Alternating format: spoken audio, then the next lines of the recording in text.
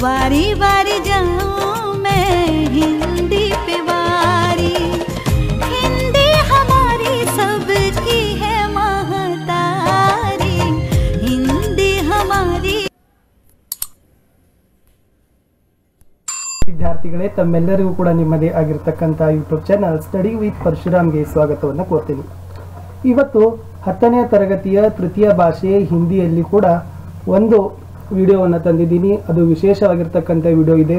ಅದ್ಯಾವುದಪ್ಪ ಅಂತಂದರೆ ಅಭಿನವ ಮನುಷ್ಯ ಪದ್ಯದಿಂದ ಏಪ್ರಿಲ್ 2015ರಿಂದ ಹಿಡಿದು ಸೆಪ್ಟೆಂಬರ್ 2020ರವರೆಗೆ ಹಿಂದಿನ ವರ್ಷಗಳಲ್ಲಿ ಮಂಡಳಿಯವರು ಕೇಳಿರ್ತಕ್ಕಂಥ ಪರೀಕ್ಷೆಯಲ್ಲಿರ್ತಕ್ಕಂಥ ಪ್ರಶ್ನೆಗಳು ಮತ್ತು ಮಾದರಿ ಉತ್ತರಗಳು, ಅದರ ವಿಡಿಯೋವನ್ನು ತಂದಿದ್ದೀನಿ.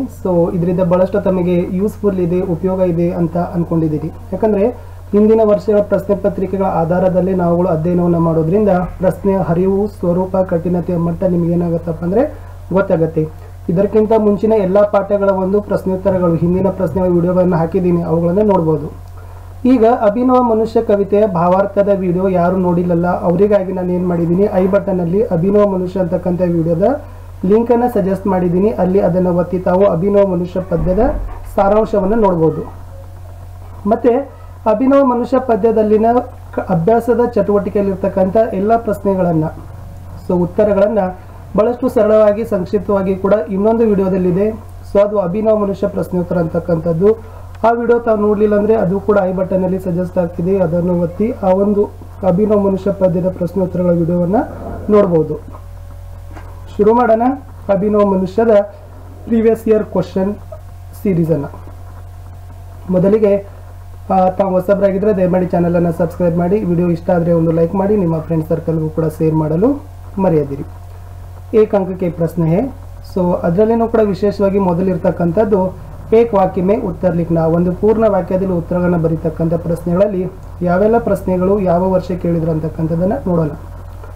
ಮೊದಲನೇ ಪ್ರಶ್ನೆ ಇದೆ, ಆಜ್ ಕಿ ದುನಿಯಾ ಕೈಸಿ ಹೇ ಅಂತಕ್ಕಂಥ ಈ ಪ್ರಶ್ನೆಯನ್ನು ಏಪ್ರಿಲ್ 2019 ಮತ್ತು ಸೆಪ್ಟೆಂಬರ್ 2020ರಲ್ಲಿ ಕೇಳಿದ್ದಾರೆ. ಅದರ ಉತ್ತರ ಗೊತ್ತೇ ಇರತಕ್ಕಂಥದ್ದು ಆಜ್ ಕಿ ದುನಿಯಾ ವಿಚಿತ್ರ ಔರ್ ನವೀನ ಹೇ. ಎರಡನೇ ಪ್ರಶ್ನೆ ಇದೆ, ವಿದ್ಯಾರ್ಥಿಗಳೇ, ಕವಿತಾಕ್ಕೆ ಅನುಸಾರ ವರ್ತಮಾನ ದುನಿಯಾ ಕೈಸಿ ಹೇ. ಇದು ಜೂನ್ 2019ಕ್ಕೆ ಕೇಳಿರ್ತಕ್ಕಂಥ ಪ್ರಶ್ನೆ ಇದೆ. ಮೇಲೆ ಇರ್ತಕ್ಕಂಥದ್ದು ಪ್ರಶ್ನೆ ಉತ್ತರನೇ ಇದೆ, ಕವಿತಾ ಕೆ ಅನುಸಾರ ವರ್ತಮಾನ ದುನಿಯಾ ವಿಚಿತ್ರ ಔರ್ ನವೀನ ಹೇ. ಆಜ್ ಕಿ ವರ್ತಮಾನ ಎರಡೂ ಒಂದೇ, ಪ್ರೆಸೆಂಟ್ ಆಗಿರ್ತಕ್ಕಂಥದ್ದು.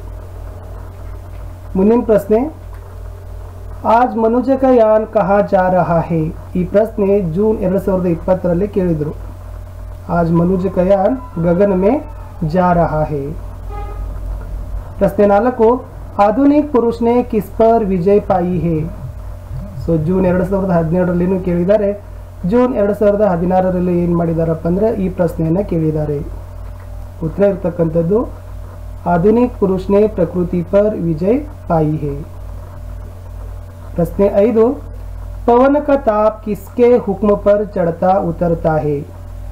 ಏಪ್ರಿಲ್ 2017ಕ್ಕೂ ಕೇಳಿದ್ದಾರೆ, ಏಪ್ರಿಲ್ 2018ಕ್ಕೂ ಕೇಳಿದ್ದಾರೆ. 2 ವರ್ಷಗಳನ್ನು ಕೂಡ ಈ ಪ್ರಶ್ನೆಯನ್ನು ಕೇಳಿದ್ದಾರೆ. ಪವನ ಕಾ ತಾಪ್ ಕಿಸ್ಕೆ ಹುಕ್ಮ ಪರ್ ಚढ़ता ಉತರ್ತಾ ಹೇ.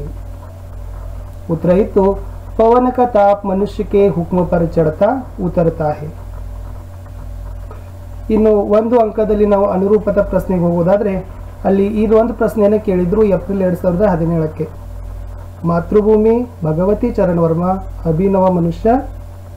ಉತ್ತರ ಬಂದ್ಬಿಟ್ಟು ರಾಮಧಾರಿ ಸಿಂಹ ದಿನಕರ್. ಅನುರೂಪದಲ್ಲಿ ಪದ್ಯ ಮತ್ತು ಕವಿಯ ಹೆಸರನ್ನು ಏನು ಮಾಡಿದಾರಪ್ಪ ಅಂದ್ರೆ ಕೇಳಿದ್ರು. ಇನ್ನು ಮುಂದೆ ಹೋಗೋದಾದ್ರೆ 2-3 ಅಂಕದ ಪ್ರಶ್ನೆಗಳಿದ್ದಾವೆ. ಕವಿ ದಿನಕರ್ ಕೆ ಅನುಸಾರ ಮಾನವ ಕಾ ಸಹಿ ಪರಿಚಯ ಕ್ಯಾ ಹೇ. ಕವಿ ದಿನಕರ್ ಅವರ ಅನುಸಾರ ಮನುಷ್ಯನ ಸರಿಯಾಗಿರ್ತಕ್ಕಂಥ ಪರಿಚಯ ಯಾವುದು. ಈ ಪ್ರಶ್ನೆಯನ್ನು ಬಹಳ ವರ್ಷ ಕೇಳಿದ್ದಾರೆ. ಏಪ್ರಿಲ್ 2015ಕ್ಕೆ ಕೇಳಿದ್ದಾರೆ, ಏಪ್ರಿಲ್ 2016ಕ್ಕೆ ಕೇಳಿದ್ದಾರೆ, ಜೂನ್ 2016ಕ್ಕೆ ಕೇಳಿದ್ದಾರೆ, ಏಪ್ರಿಲ್ 2017ಕ್ಕೆ ಕೇಳಿದ್ದಾರೆ, ಜೂನ್ 2017ಕ್ಕೆ ಕೇಳಿದ್ದಾರೆ, ಜೂನ್ 2019ಕ್ಕೂ ಸಹಿತ ಕೇಳಿದ್ದಾರೆ. ಒಂದು 3 ಅಂಶ ಇದ್ದಾವೆ.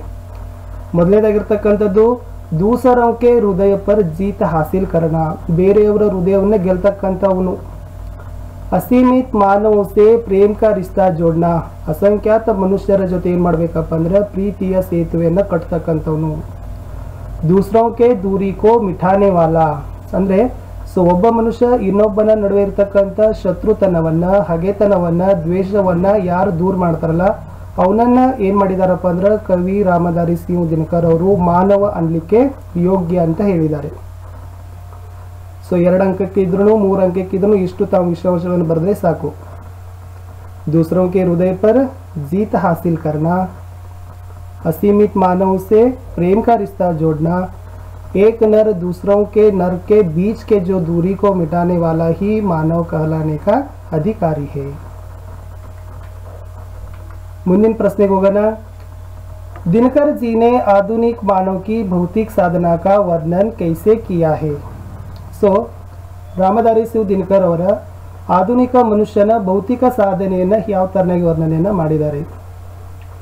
ಭೌತಿಕ ಸಾಧನೆ ಅಂದರೆ ಪ್ರಕೃತಿಯ ಪ್ರತಿಯೊಂದು ತತ್ವದ ಮೇಲೆ ಗೆಲುವನ್ನು ಸಾಧಿಸಿರ್ತಕ್ಕಂಥ ಅಂಶವನ್ನೇ ಬರೀಬೇಕು. ಫಸ್ಟ್ ಪ್ಯಾರಾಗ್ರಾಫ್ ಒಂದು ಬರೀದು, ಅದು ಭೌತಿಕ ಸಾಧನ. ಇದು ಏಪ್ರಿಲ್ 2018 ಮತ್ತು ಏಪ್ರಿಲ್ 2019ಕ್ಕೆ ಕೇಳಿರ್ತಕ್ಕಂಥ ಪ್ರಶ್ನೆ ಇತ್ತು. ಅದರ ಉತ್ತರ ಇದೆ ವಿದ್ಯಾರ್ಥಿಗಳೇ. मनुष्य ने प्रकृति के हर तत्व पर विजय प्राप्त किया है. ಇವತ್ತು ಮನುಷ್ಯ ಪ್ರಕೃತಿಯ ಎಲ್ಲ ತತ್ವಗಳ ಮೇಲೆ ಗೆಲುವನ್ನು ಸಾಧಿಸಿದ್ದಾನೆ. ಮನುಷ್ಯ के हाथों में वारी विद्युत भाप बंधे हुए है. ಈ ಮನುಷ್ಯನ ಕೈಯಲ್ಲಿ ನೀರಾಗಿರಬಹುದು, ವಿದ್ಯುತ್ ಆಗಿರಬಹುದು ಮತ್ತು ಹಬೆ ಅವೆಲ್ಲವುಗಳು ಮುಷ್ಟಿಯಲ್ಲಿ ಸಿಕ್ಕಾಕೊಂಡಿದ್ದಾವೆ. मनुष्य के हुक्म के अनुसार पवन का ताप चढ़ और उतर रहा है.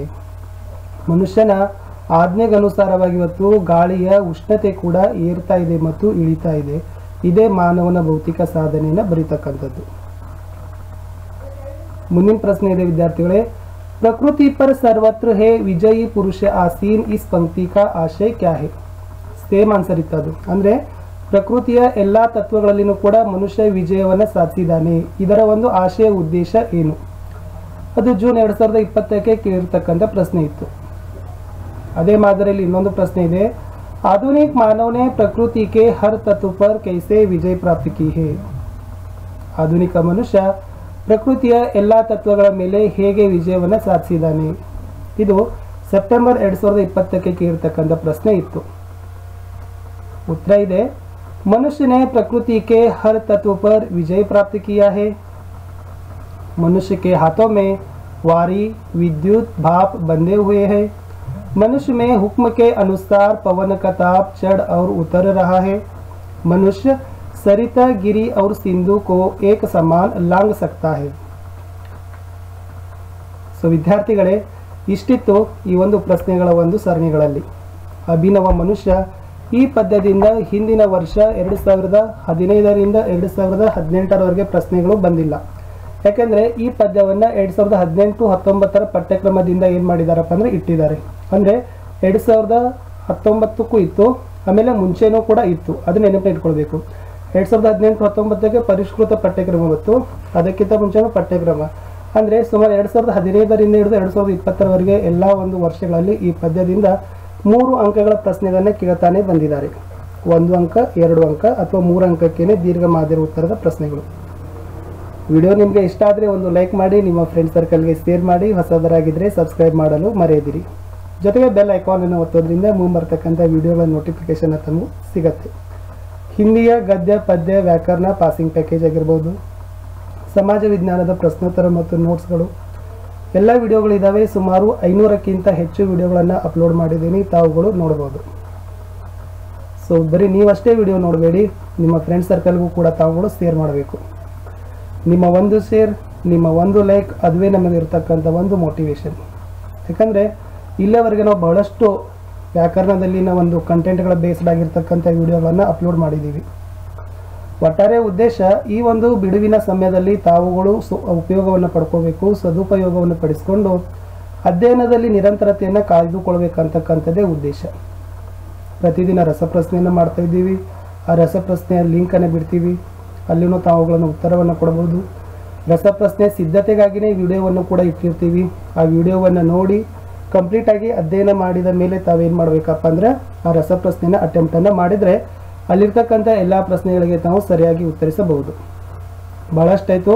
ಇಲ್ಲಿಯವರೆಗೆ 4 ಪಾಠದ ಹಿಂದಿನ ವರ್ಷದ ಎಲ್ಲ ಪ್ರಶ್ನೋತ್ತರಗಳನ್ನು, ವಿಡಿಯೋಗಳನ್ನು, ಭಾವಾರ್ಥ ಪ್ರಶ್ನೋತ್ತರ ವಿಡಿಯೋಗಳನ್ನು ಹಾಕಿದ್ದೀವಿ. ತಾವುಗಳು ನೋಡಿ. ಸಿಗುವ ಮತ್ತೆ ಹೊಸ ವಿಡಿಯೋಗಳ ಸರಣಿಗಳಲ್ಲಿ.